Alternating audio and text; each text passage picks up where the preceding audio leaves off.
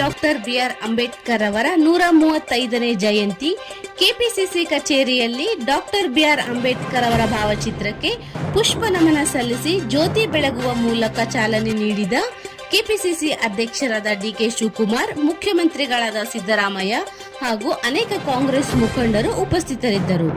ಇದೇ ಸಂದರ್ಭದಲ್ಲಿ ಸುದ್ದಿಗಾರರೊಂದಿಗೆ ಮಾತನಾಡಿದ ಸಮಾಜ ಸೇವಕರು ಹಾಗೂ ಕಾಂಗ್ರೆಸ್ ಮುಖಂಡರಾದ ಡಾಕ್ಟರ್ ರಾಮಚಂದ್ರ ಹೂಡಿ ಚಿನ್ನಿರವರು, ವಿಶ್ವದ ಅತಿದೊಡ್ಡ ಪ್ರಜಾಪ್ರಭುತ್ವ ರಾಷ್ಟ್ರವಾದ ಭಾರತ ದೇಶಕ್ಕೆ ಸಂವಿಧಾನ ಎಂಬ ಪವಿತ್ರ ಗ್ರಂಥವನ್ನು ಭಾರತ ರತ್ನ ಸಂವಿಧಾನ ಶಿಲ್ಪಿ ಡಾಕ್ಟರ್ ಬಿಆರ್ ಅಂಬೇಡ್ಕರ್ ಅವರು ಕೊಡುಗೆಯಾಗಿ ನೀಡಿದರು.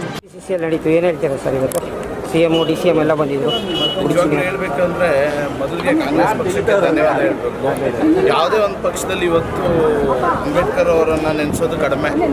ಯಾಕೆಂದರೆ ಈ ಒಂದು ಕಾಲಘಟ್ಟಕ್ಕೆ ನೋಡಿದ್ರೆ ಈ ತಾರತಮ್ಯಗಳು, ಈ ಕೋಮಗಲಭೆಗಳನ್ನು ಸೃಷ್ಟಿ ಮಾಡೋದಾಗಲಿ, ಧರ್ಮಗಳಿಗೆ ಬೆಂಕಿ ಹಚ್ಚೋದಾಗಲಿ, ಎಲ್ಲರನ್ನೂ ಒಂದು ಸಮಾನತೆ ಇಲ್ಲದಂಗೆ ನೋಡುವಂಥ ಒಂದು ಪಕ್ಷಗಳ ಮಧ್ಯೆ ಒಂದು ಕಾಂಗ್ರೆಸ್ ಪಕ್ಷ ಇವತ್ತು ಎಲ್ಲ ಸಮಾನತೆ, ಎಲ್ಲ ಸಮುದಾಯಗಳನ್ನು ಒಗ್ಗೂಡಿಸಿ ಇವತ್ತು ಬಾಬಾ ಸಾಹೇಬ್ ಅಂಬೇಡ್ಕರ್ ಅವರ ಜನ್ಮದಿನ ಆಚರಣೆ ಮಾಡಿರೋದು ನಮಗೆಲ್ಲರ ಖುಷಿ ತರುವಂಥ ಕೆಲಸ ಆಗಿದೆ.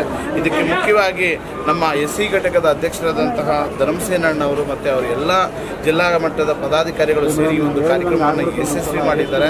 ನಿಜವಾಗ್ಲೂ ಬಾಬಾ ಸಾಹೇಬರ ಅಂಬೇಡ್ಕರ್ ಅವರ ಆಶೀರ್ವಾದ ಈ ಪಕ್ಷದ ಮೇಲೆ ಸದಾ ಇರಲಿ, ಜನತೆ ಮೇಲೆ ಇರಲಿ, ಎಲ್ಲ ಕಾರ್ಯಕರ್ತರಿಗೂ ಅವರ ಆಶೀರ್ವಾದ ಸಿಗಲಿ. ಯಾಕೆಂದರೆ ಇವತ್ತು ಸಂವಿಧಾನ ಇಲ್ಲ ಅಂದಿದ್ರೆ ಯಾರಿಗೂ ಈ ಪ್ರಪಂಚದ ಕಟ್ಟಕಡೆ ವ್ಯಕ್ತಿಯಿಂದ ಹಿಡಿದು ಪ್ರಧಾನಿ ರಾಷ್ಟ್ರಪತಿಯವರೆಗೂ ಅವರು ಕೊಟ್ಟಂಥ ಒಂದು ಕೊಡುಗೆ ಇಂದ ಇವತ್ತು ಅವರು ಅಧಿಕಾರವನ್ನು ಪಡೆಯುವಂಥ ಸಾಧ್ಯತೆ ಆಗಿದೆ. ಆದ್ದರಿಂದ ಬಾಬಾ ಸಾಹೇಬ್ ಅಂಬೇಡ್ಕರ್ ಅವರ ಜನ್ಮದಿನಗಳ ಶುಭಾಶಯಗಳನ್ನು ಎಲ್ರಿಗೂ ಅರ್ಪಿಸಿ ಎಲ್ರಿಗೂ ಒಳ್ಳೆಯದಾಗಲಿ. ಮತ್ತೊಮ್ಮೆ ನಾನು ಬಾಬಾ ಸಾಹೇಬ್ ಅಂಬೇಡ್ಕರ್ ಅವರ